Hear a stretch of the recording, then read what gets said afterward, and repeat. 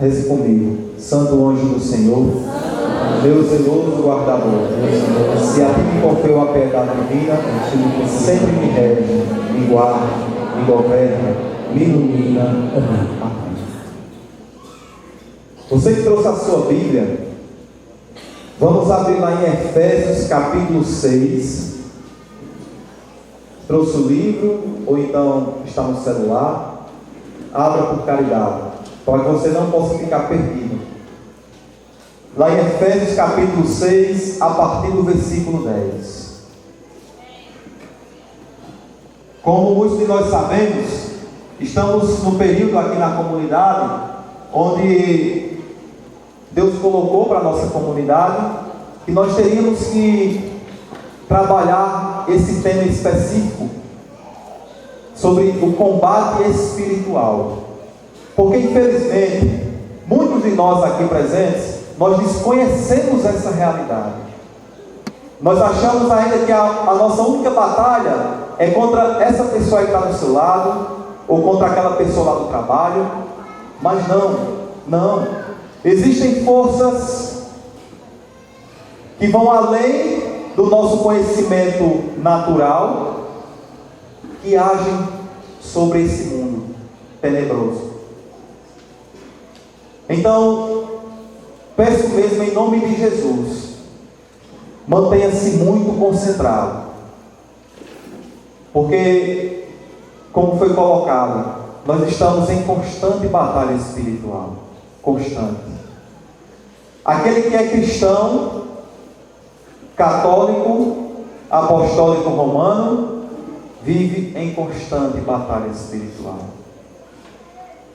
Falo católico apostólico romano, porque sou católico apostólico romano com muito prazer, com muito amor. Então vamos pegar a nossa palavra, a nossa Bíblia, lá em Efésios capítulo 6, a partir do versículo 10. Hoje o tema dessa pregação são as doenças espirituais. É as doenças espirituais. Então, para a gente ter uma compreensão melhor, nós vamos se espelhar aqui nessa passagem. Então, fiquem bem atentos. Finalmente, irmãos, fortalecei-vos no Senhor pelo seu soberano poder. Revesti-vos da armadura de Deus, para que possais resistir às ciladas do demônio.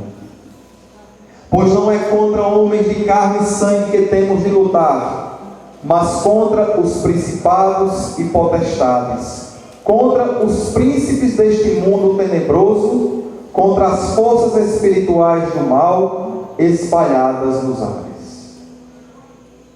Tomai, portanto, a armadura de Deus, para que possais resistir nos dias maus e manter-vos inabaláveis no cumprimento do vosso dever. Ficai alerta, a cintura cingidos com a verdade, o corpo vestido com a couraça da justiça.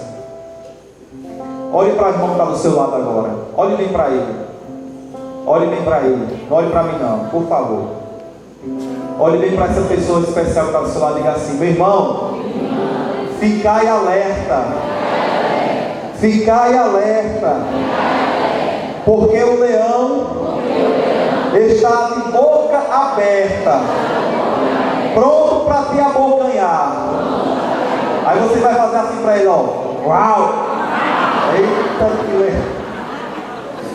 Uma salva de palmas para esse irmão aí. Isso, muito bem. Continuando lá no versículo 15. E os pés calçados de prontidão para anunciar o evangelho da paz. Sobretudo, embraçai o escudo da fé, com que possais apagar todos os dardos inflamados do maligno. Tomai, enfim, o capacete da salvação e a espada do Espírito, isto é, a palavra de Deus. Intensificai as vossas invocações e súplicas Orai em toda circunstância pelo Espírito, no qual preservai e perseverai em intensa vigília de súplica por todos os cristãos. Palavras do Senhor. Vamos aplaudir a palavra de Deus.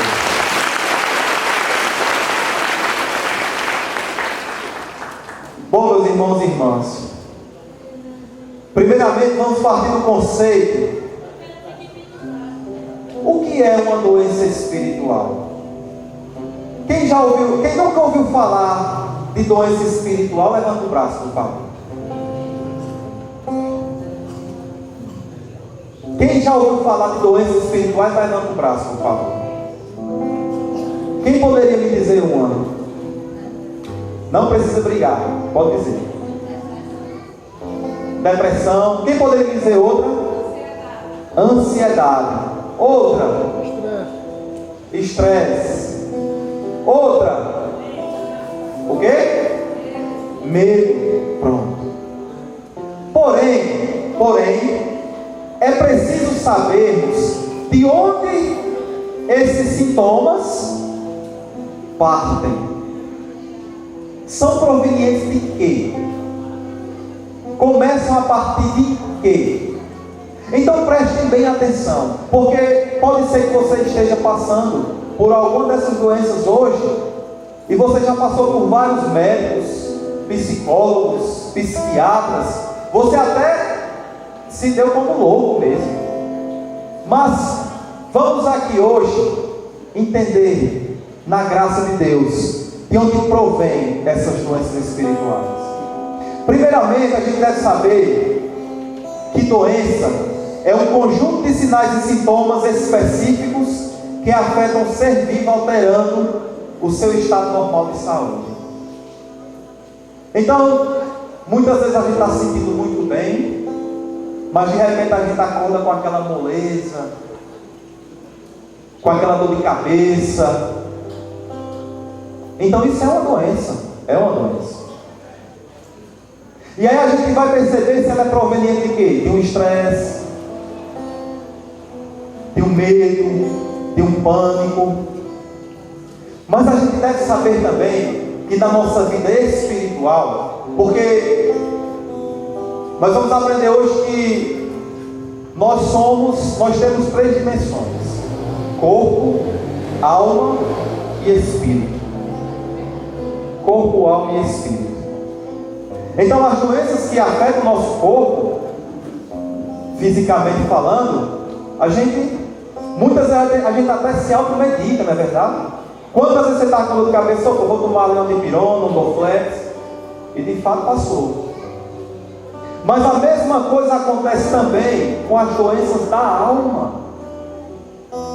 As doenças da alma, acredito eu que essas são de fato as piores, porque muitas vezes elas são disfarçadas. Elas vêm de uma forma muito silenciosa, muito silenciosa. E essas doenças espirituais, meus irmãos, elas são causadas pelos 7 pecados capitais. Pelos 7 pecados capitais.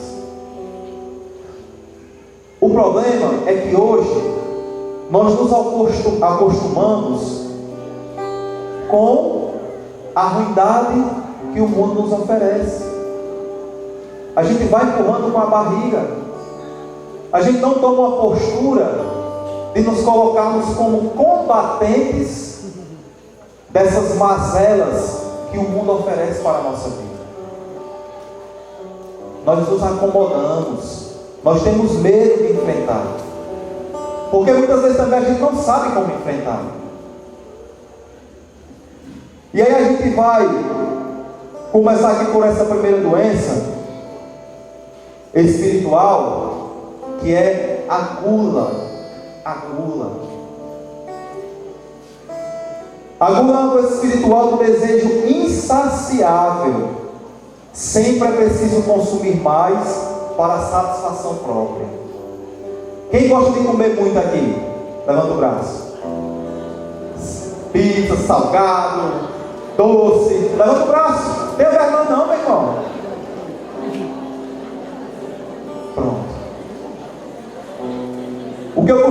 escutado, principalmente os mais cheinhos, é que diz que a alegria de um gordinho é quando ele vê uma pessoa mais gorda do que ele. É verdade? É? Outro dia eu estava passeando com minha família lá no shopping. Aí eu passei por uma loja lá que vende só doces. Aí tinha lá dois gordinhos mesmo, gordinho assim que eu estou falando, mas eu estou sendo caridoso, que era bem, que eu não sabia como era que a cadeira estava aguentando eles dois. E aí eu escutei um dizendo para o outro, porque ia passando outro gordinho assim perto deles. Aí eu escutei bem demais. Ele dizia assim: a minha alegria é quando eu vejo um gordinho daquele ali, mais gordo do que ele. É por isso que eu vou comer. Olha. E aí, meus irmãos, a gente brinca, porque de fato é engraçado. Mas, cuidado, porque essa é uma doença espiritual. Essa é uma doença espiritual. Quantos de nós aqui está almoçando e já está pensando na janta? Isso é gula. É gula. E aonde o inimigo de Deus, ele te pega por onde? Pela boca. Sabe por quê? Sabe por quê? Uma pessoa que ela é gulosa, geralmente é uma pessoa preguiçosa. É uma pessoa preguiçosa. E a pessoa deixa de rezar, ela deixa de se cuidar, de se amar. Olha como é sério isso. A gula é um pecado capital. É uma doença espiritual. Grave bem isso no seu coração, na sua mente. Porque o desejo de Deus hoje é que nós saímos daqui convertidos desses 7 pecados espirituais. Aliás, pecados capitais que são doenças espirituais. Eu digo para você em nome de Jesus, você que se encontra nesse estado de gula, você até que levava muito isso na brincadeira com você mesmo, você que até sofre bullying, até para passar na catraca com ônibus, você se sente envergonhado, porque muitas vezes você tem que entrar pela porta da frente. Meu irmão, se ama mais. Minha irmã, se ama mais. Você é templo do Espírito Santo. Você é filho, você é filha de Deus. E saiba que não é só você. O inimigo está ali te rodeando, está te levando para esse caminho. Quantas vezes você deixou de fazer algo na sua vida pela sua limitação física? Entendam, meus irmãos, não é uma questão de estética. Não é uma questão de estética. Mas está dizendo aqui, ó, é um pecado capital. E é algo grave. E esses pecados capitais nos impedem de alcançarmos a nossa salvação. Talvez você não sabia. Mas hoje, pela graça de Deus, nós estamos aqui hoje aprendendo. Se ame mais. Aí vem o segundo pecado. A avareza. A avareza é o apego ao dinheiro e aos bens materiais.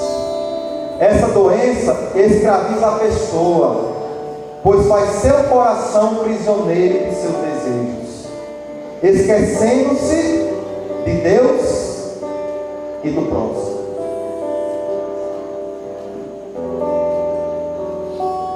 Meus irmãos, muitas vezes a gente tem a mania de olhar para o outro que é avarento, como a gente mão de vaca, subindo. Mas quantas vezes nós, eu e vocês, nós fomos avarentos quando a gente negou um perdão a uma pessoa, porque a gente achou que o dinheiro comprava tudo? Quantas vezes eu e você deixamos de dar uma palavra benéfica para uma pessoa, porque a gente se achou que nós é que estávamos com a razão? Isso tudo é avareza, porque a avareza não é só do dinheiro, não.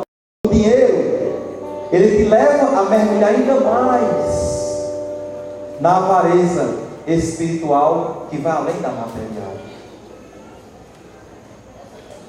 Quantas vezes pai e mãe Você deixou de estar com seu filho porque o trabalho te consumia.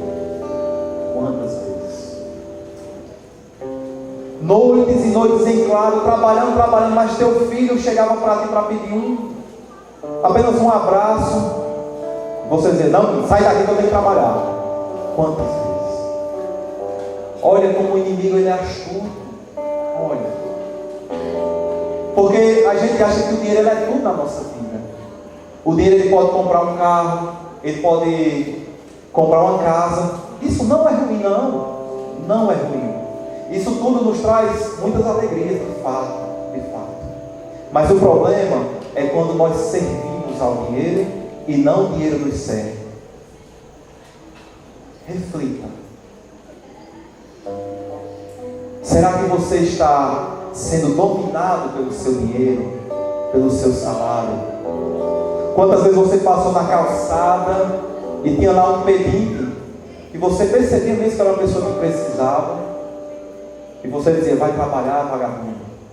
Você até não externava, mas você interiorizava aquilo, e que ainda é pior. O Senhor até me fala que tem pessoas aqui que na sua família tem gente precisando da sua ajuda financeira, mas você está dizendo: sabe o que é com essa pessoa? Ele entrou nessa porque ele quis. Não, meu irmão. Ninguém se prejudica porque quer. É porque muitas vezes a gente pensa que ali é o nosso ideal de vida. E eu digo para você, você sabe que é para você. Ajude seu irmão, ajude.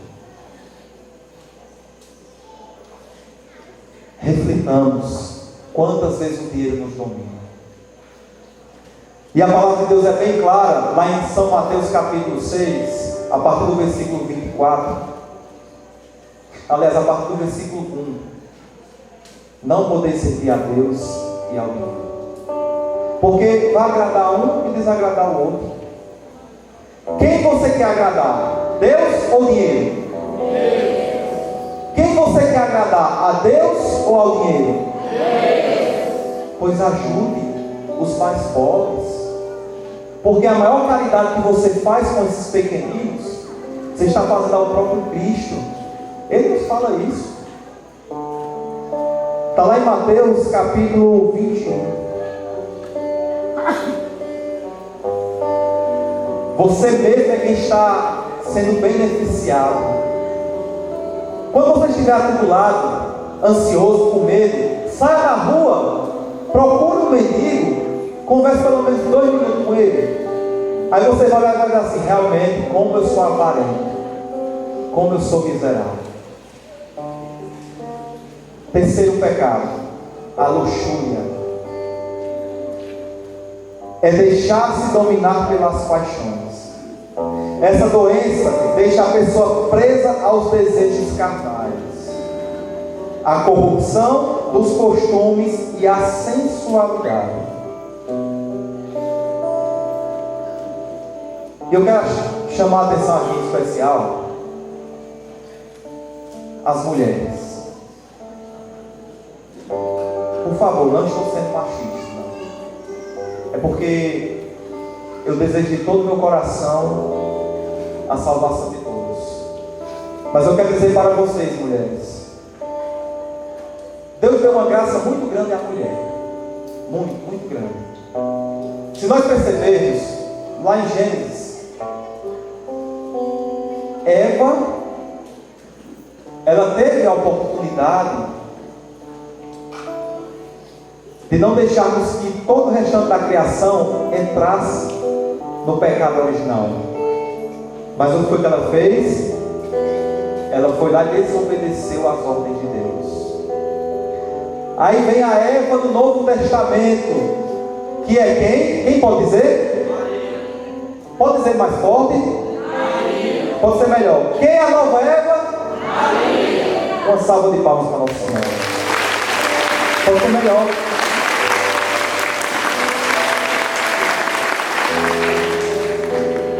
E aí, mulheres, olha que interessante.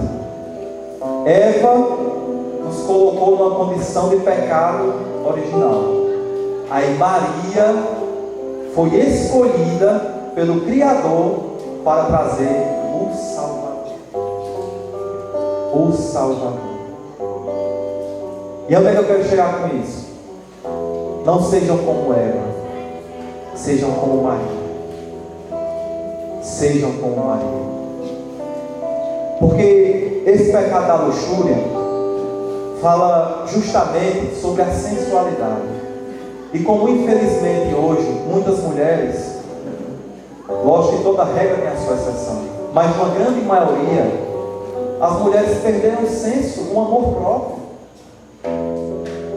E ainda levam os homens a pecar. Contudo, homens, não se escondam disso, porque o homem é dotado de racionalidade. Então você só pega se você quiser.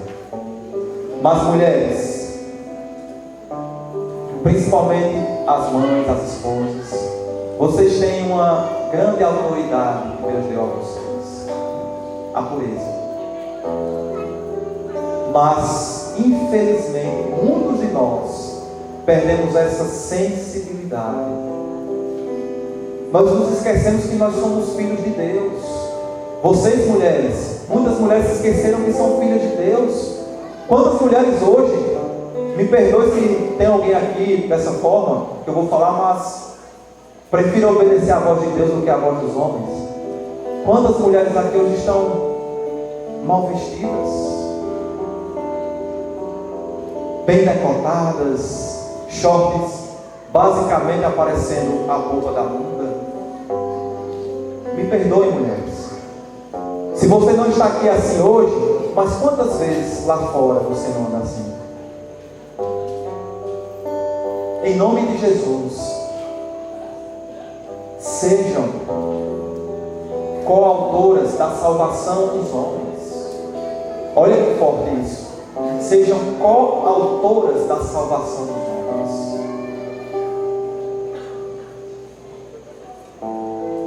Vocês que são mães, sejam exemplo para as filhas de vocês. Se você tem uma filha de 3, 5 anos, vista ela como uma criança. Vista ela como uma criança. Mas não como uma criança que, para a imagem de pedófilos, passa uma imagem deturpada, suja. Porque a mãe geralmente, muitas vezes, pega a sua criança, aí está lá passando uma música de forró, desce na boquinha da garrafa, aí bota a menina para dançar. Que espécie de mulheres elas vão crescer? Por favor, mulheres, em nome de Jesus, sejam mulheres com M maiúsculo. Sejam mulheres com M de Maria. Não sejam mulheres só para vocês, sejam mulheres para o próximo. Eduquem o esposo de vocês.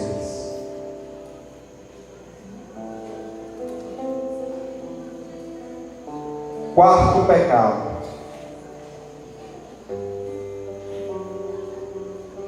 a ira. É o sentimento de raiva, ódio, rancor e vingança. Vai transformando a pessoa naquilo que ela sente. O remédio para essa doença é o perdão. Quem aqui já teve raiva de alguém? Levanta o braço. Tem gente que nunca levantou porque é santo já. Está no lugar errado, viu? É para você estar aí no céu já. Quem aqui tem dificuldade de perdoar? Ixi, olha, eu estou no céu já, porque tem muito santo aqui, tem muito anjo. Meus irmãos, a ira, acredito eu, que é um dos pecados, assim como a luxúria, que é comum a nós todos. Comum a nós todos. Porque a ira ela nos leva a pensar que nós somos melhores do que o outro. E por isso o outro não tem direito de errar conosco, e assim a gente fica com raiva dele.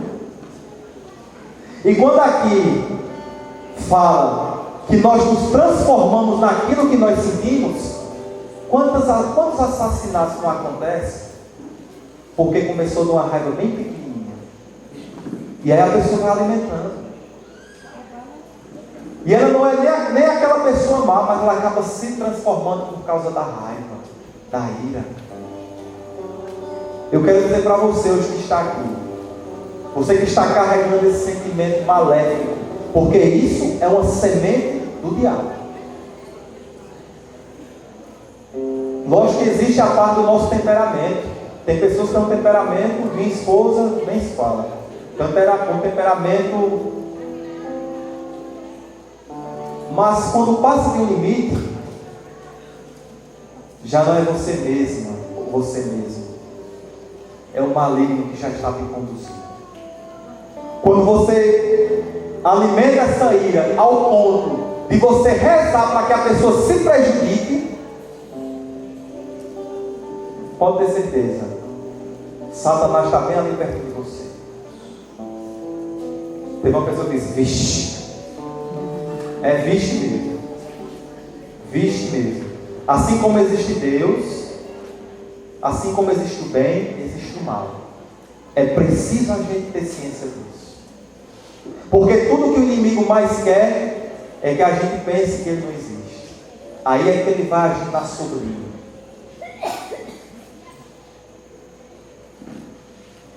Sexto, aliás, quinto, a inveja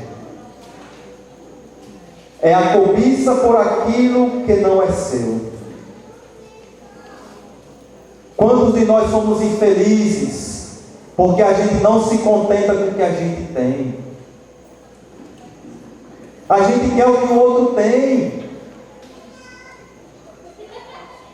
Quantos aperreios homens e mulheres passam porque se endividam sem poder pagar as contas para ter aquilo que o outro tem? Não faça isso com a sua vida não, meu irmão. Agradeça a Deus por tudo aquilo que você tem, até os seus problemas, porque Deus está querendo tirar um bem maior daquele problema que você está passando hoje. Não inveje a vida do seu próximo, porque você nunca vai ser feliz. Nunca, nunca. E agora vem a preguiça. É a doença do desleixo. Rapaz, eu vou dizer uma coisa. Quantos homens casados ficam em casa com aquela barrigona, televisão, só passando os canais, não está nem assistindo nada. Não é assim, mulheres? Eita, a mulher gosta, né? E a mãe lá passando perrengue para cuidar do filho. Aí a mãe chama: chega, José, vem balançar o menino, José. Aí José diz: balança sua parte e a minha balança depois. Não é assim? É preguiça. Quantos homens não têm coragem nem de lavar suas cuecas? Lava nem o prato porque diz que parece que o negócio lá vai cair. Cai não, meu irmão. Mas as mulheres estão sorrindo, mas também tem para vocês. Quantas mulheres descabeladas, que não cuidam mais de si mesmo.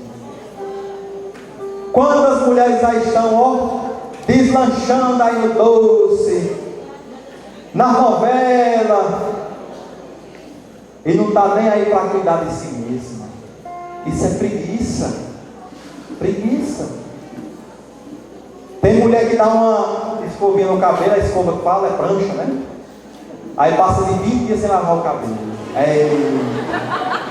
Aí, tá vendo aí, ó? Eu não assim, homens. Eita aí.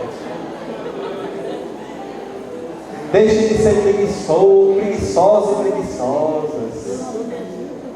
A gente brinca, minha gente, mas a preguiça nos tira da presença de Deus. Nos tira da presença de Deus. Quantas mães aqui não já falaram: eita, menino preguiçoso, ô homem preguiçoso, não troca nem uma torneira.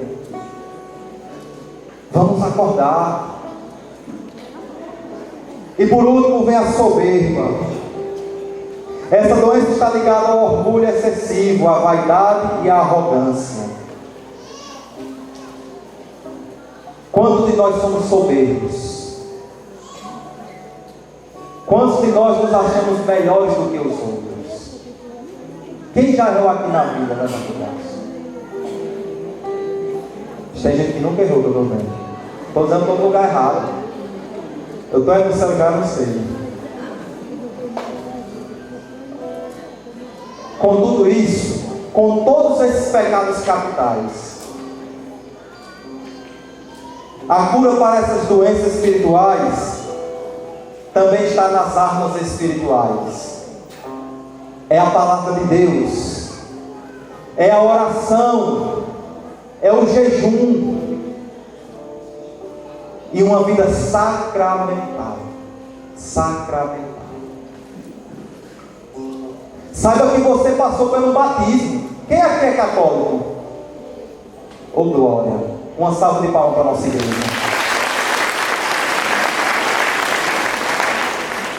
Você é batizado. Batizado. Quando você foi batizado, ali sobre você se apagou a mancha do pecado original. E você acabaram de fazer parte plenamente da vida da igreja, de uma vida cristã. Honre o seu batismo. Se comporte como um batizado, em nome de Jesus. E todos esses sacramentos foram instituídos pelo próprio Cristo. Cristo foi batizado. O crisma reafirma a fé e recebe os sete dons do Espírito. Quem aqui não é crismado ainda, vá se crismar, meu irmão. Eu não tenho vergonha nenhuma de dizer, eu fui crismado com 24 anos de idade, porque foi quando eu tive a minha experiência de amor com Cristo. Vá se crismar, meu irmão. Não vou me deter muito aos sacramentos, que deveria ser, mas o tempo é muito pequeno, o tempo é curto. Depois nós vamos formar sobre os sacramentos. A Eucaristia é o cume, é o sacramento dos sacramentos. A Eucaristia, quando você comunga o corpo e o sangue de Cristo, você é um só com Ele. Um só com Ele. É impossível você perceber e você vencer os pecados capitais em sua vida, as doenças espirituais, se não for através de uma vida sacramental. Todas essas outras coisas são importantes: a Bíblia, a oração, o jejum, mas em especial uma vida eucarística é tudo na vida de um cristão católico. Comungue. Quantas pessoas aqui no meio de nós que têm a oportunidade de comungar na missa, mas fica lá no seu canto, não se prepara. Sacramento da reconciliação. Para se confessar, meu irmão. Talvez você ainda esteja com aquele pensamento pobre de dizer assim: para que eu vou me confessar? O padre é tão pecador quanto eu, é um homem igual a mim, eu me confesso direto com Deus. Ó, sabe onde é que você vai com essa ideia aí? Você vai para o inferno. Aliás, você já vive em um inferno. Porque é impossível uma pessoa viver em paz consigo mesmo sem experimentar o sacramento da reconciliação, sem viver esse sacramento. Existem mais 3 outros sacramentos, mas eu quis me deter a esses 4. Existe o sacramento do matrimônio. Viva bem a sua vocação de marido e mulher, de esposo e esposa, porque isso agrada demais o coração de Deus. Existe também o sacramento da ordem. aqueles que têm o desejo de ser sacerdote, e da unção dos enfermos. E para finalizarmos, porque já está vindo aquele que é o Senhor dos senhores, o médico dos médicos, quero dizer uma coisa para vocês. Através desses sinais, desses sacramentos e gestos, Cristo age e comunica a graça, independentemente da santidade pessoal de quem ministra. Ou seja, quem está ministrando o sacramento pode estar em pecado mortal, mas quem age ali é a graça de Deus. Então eu exorto agora em nome de Jesus: pare de ficar se escondendo atrás dos pecados do Padre, porque você é pior do que ele. Você é pior do que ele.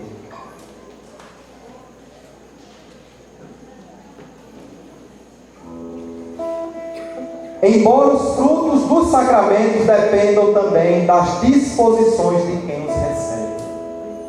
Então entendam: a graça do sacramento depende ainda mais da fé daquele que recebe. Contudo, é de suma importância sabermos que o homem e a mulher foram criados por Deus, dotados de inteligência e de racionalidade. Então entendam: vamos parar de nos esconder atrás dos pecados do outro e assumirmos as nossas faltas e buscarmos a cura da nossa alma em Cristo Jesus. Vamos ficar de pé.